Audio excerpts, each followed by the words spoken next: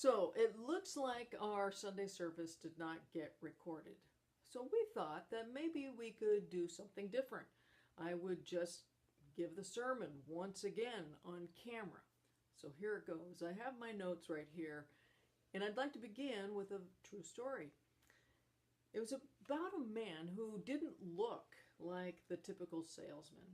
He was short, he was a tad bit overweight, he was rather sluggish and untidy looking. He didn't sound like a typical salesman. In fact, he had a lisp. He talked in almost a whisper, and often he just had nothing to say. He didn't act like the typical salesman. He was not flamboyant. He wasn't the life of the party. In fact, he was so shy that at one time he was to give a presentation to other salespeople, and he insisted on giving the presentation behind a screen, of all things. But nonetheless, when Ben Feldman died in 1993 at the age of 81, he was acknowledged as the greatest life insurance salesman. He lived in East Liverpool, Ohio, of all places, without normally traveling more than 60 miles away from his home.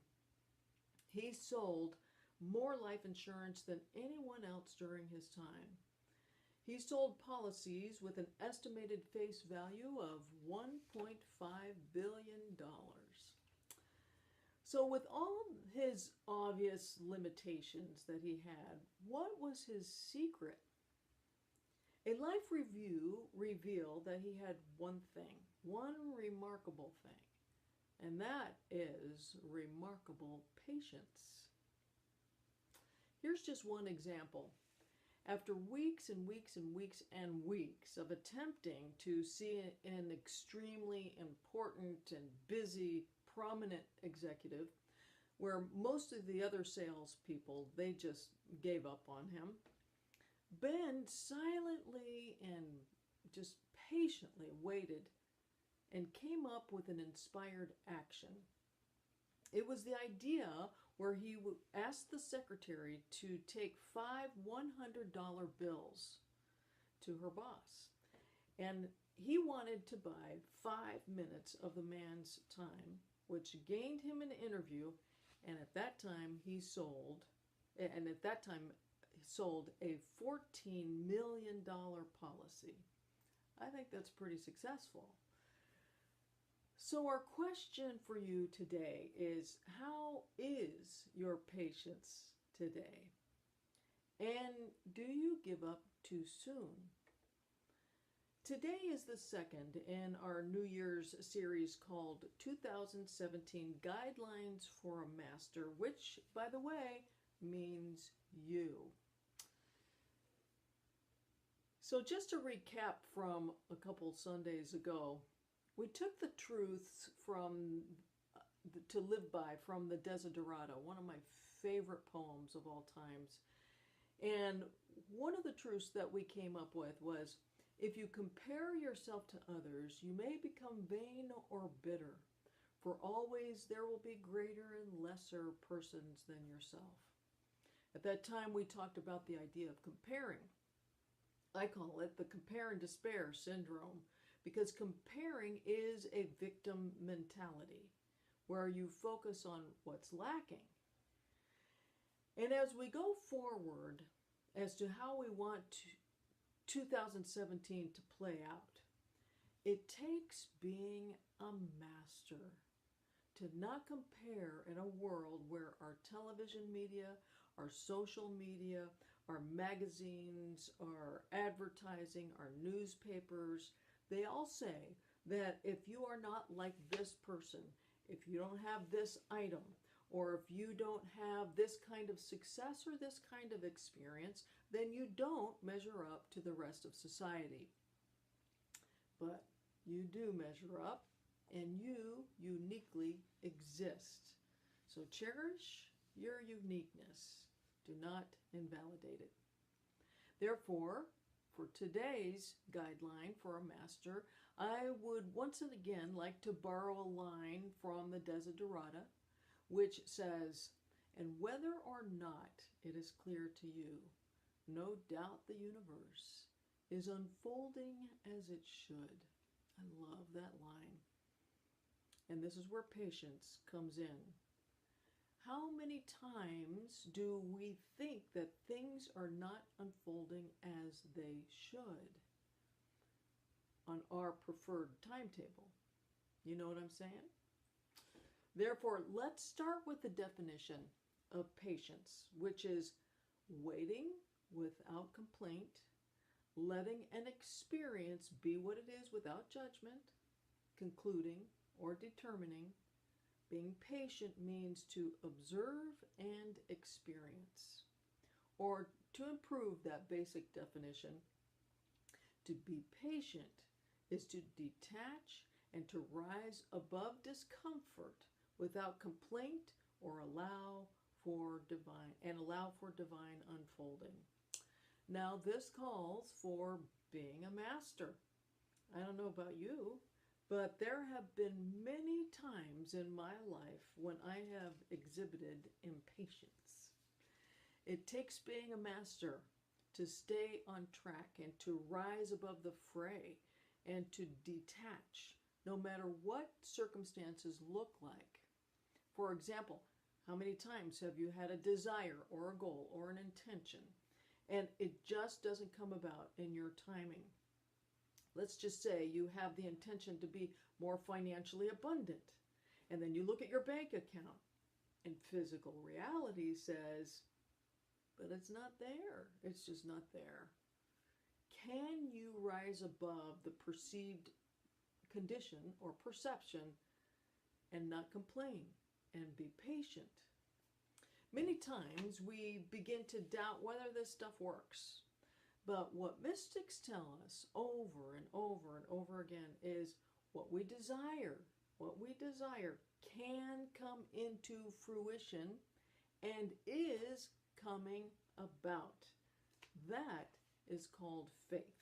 And the acronym for faith is this: feel, F, as a, so feel as if the thing has happened. 2 T's, 2 H's, faith. Feel as if the thing has happened. Our master teacher, Jesus, reminds us of faith, feeling as if the thing has happened, when he says, if you have faith as a grain of mustard seed, nothing shall be impossible to you. And the key is, we must accept that it is already done. And what is required is to achieve vibrational alignment with your desire. You see, when you are accustomed to not seeing it in the physical reality, if you want something and you don't have it, a relationship, more finances, a new home, a new career, a better relationship with family, whatever it is that you are wanting to expand into and experience. If there is something that you desire and you can't see it, normally the conclusion is it's not there, right? Your logic tells you it's not there. You lose faith. But your outer circumstance does not need to dictate your inner environment. As my teacher in ministerial school, Ed Rabel, would say, be patient. That is too soon of a conclusion, and know that it is already there. He believed that each one of us has this spiritual bank account, if you will, where we keep putting deposits. When we pray, we deposit our desires, and we deposit our goals, our intentions. We keep putting deposits into our spiritual bank account. Our desires are there. They have already been established in the ethereal plane. They exist. So just because you can't see it doesn't mean it's not there. So just take that in for a moment. In fact, you might want to repeat that statement. Just because I can't see it momentarily doesn't mean it's not there. And in order for your desire to come into full physical reality, in order for you to be able to withdraw from your spiritual bank account, what is required is you need to be a vibrational match to it. You need to be in vibrational harmony with it. You need to rise above impatience, and that, my friends, takes a master. So this is where we can get off track and where we no longer are in vibrational harmony with it. You see, the problem is we give up and we start focusing on the fact that it hasn't arrived yet. And what we normally do is our energy then is now focused on it isn't here, it's not coming about, it must not be meant to be, it's not a part of the plan. I've used that one many times. Maybe I'm not good enough. What is it in my consciousness that's blocking this? Blah, blah, blah, blah. We just set up an energetic focus that resists being in harmony with what it is that we desire. And so we start a whole new momentum of opposing energy. Remember, the job of the universe is to match your vibration. For example, it's almost like running in a race. And you're on a racetrack. You know, you've got the lanes there. And you see the finish line. You see it very clear as day. The gun goes off and you're headed with great enthusiasm right for the finish line. You have great elation. You have great excitement and passion. And then all of a sudden this deep, dense fog comes in. And instead of running in the lane right in front of you, guiding you to where you need to be, because the finish line does exist if you're on that same lane, you say, I can't see it, therefore it doesn't exist. And you get off the racetrack, only to find out that the finish line was only a few yards away. And your thoughts of doubt, uncertainty, and impatience took over, and you literally got off track. Your so-called circumstances dictated your inner environment of disbelief. There's a very famous, well-documented case of Alex Carroll's book, The Voyage to Lourdes, which was written in 1902. The story deals with Dr. Carroll's journey as a young physician, and he has this trainload of sick people to take them to the shrine of Lourdes in France. The shrine is a destination for many sick pilgrims who have miraculously been healed by the Lourdes water. And Dr. Carroll's intention was to debunk the reports coming out of that site saying that there have been many healings. And on this voyage of people that he was taking there was this young girl that was dying of tuberculosis. Dr. Carroll and another physician declared that she would not survive the trip. But her desire to get to Lourdes was so strong. Her desire to be healed by the water was so very strong. Her faith was very resilient. So this is how Dr. Carroll described the girl. I'd like to read an excerpt from his book where he said, "She lay on her back, all shrunken beneath the dark brown blanket, which made a mound over her distended abdomen. Her breath came quick and short. The sick girl was apparently unconscious. Her pulse more rapid than ever. Her face was ashen. It was obvious that the girl was going to die. But Marie did not die. 2 hours after having the water poured over her, all of her symptoms vanished. She was restored to perfect health, never to have any symptoms return again. She went on to live a healthy, full and vibrant life. When asked about her experience, she just said that she knew with all her heart and all of her soul that she would be healed. She never took her eyes off the finish line. She never took her eyes off of her desire, even though appearances told her that she was not healthy. She knew that health and wholeness was possible. Her outer circumstance did not dictate her inner environment of unfailing faith. Feel as if the thing has happened. Others on that very same trip did not get healed. So what was the difference between her and the others that did not get healed? Well, this is the exciting thing, because this is where science comes in. You see, you are not a physical being in a physical universe. You are an energetic, vibrational being in an energetic, vibrational universe. You are both transmitter, meaning the spreader of energy, and the receiver of energy. And as we all know, where your attention goes, universal energy flows.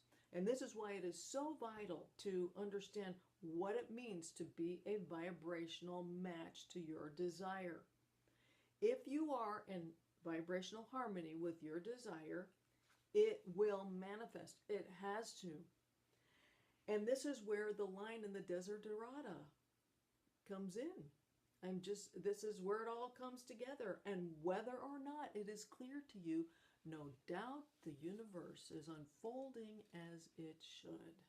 No doubt the universe is unfolding according to the energy you transmit and receive, according to where you put your focus. I love what the author Steve Pavlina says. He says, in the knowledge of quantum physics, you attract what you are signaling. Think of yourself as a vibrational transmitter. You're constantly sending out signals that tell the universe who you are in this moment. Those signals will either attract or repel other vibrational beings, events, and experiences. You naturally attract that which is in harmony with your state of being, and you repel that which is out of sync with your state. I love it when science confirms our unity beliefs. And this is where patience comes in for you and for me. For it is in knowing with all your heart and soul that what you are desiring is in your spiritual bank account. It is already there. It may not arrive in your timetable, but it always arrives at the right and perfect time. The Bible is full of passages on the virtue of patience. In Psalms 37:34, it says, "Wait on the Lord and keep his way, and he shall exalt thee to inherit the land of goodness." Hebrews 6:12 says, "Those who are patient will inherit what has been promised." Quite simply, this means that we must remain calm. We must remain steadfast and waiting on the outworking of the universe in its own time and in its own way. I would like to read just one more story to you. It's a true story written from a Unity Truth student by the name of Mike McCord from the congregation at Unity Church of Overland Park, Kansas. And this is what he writes. He said, in 2001, I suffered a devastating injury from a fall down some stairs that left me completely paralyzed with about 10% chance of ever walking again.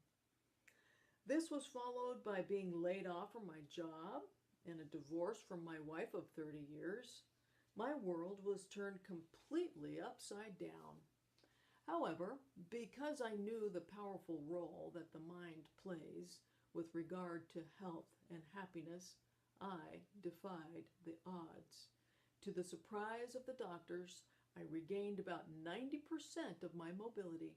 I also secured a better job and surpassed things off 30 months from the date of the injury by climbing Mount Elbert, the highest mountain in Colorado.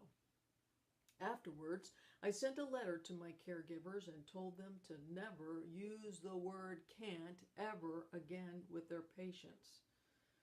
The ordeal of those times was a wake-up call in every way a person can imagine.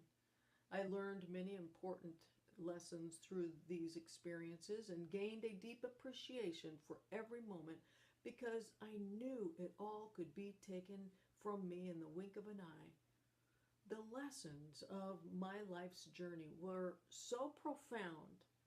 Among the most important was knowing that what Jesus taught and what unity teaches is true. Through faith, belief, and committing to focused attention, all things are possible. Because of that, be patient and never give up on your dreams. Now that is a master. His outer circumstances did not dictate his inner environment. Never give up on your dreams. Be patient and know with all your heart the universe is unfolding as it should. God bless you. I hope you've enjoyed our video today. Take care. Bye-bye.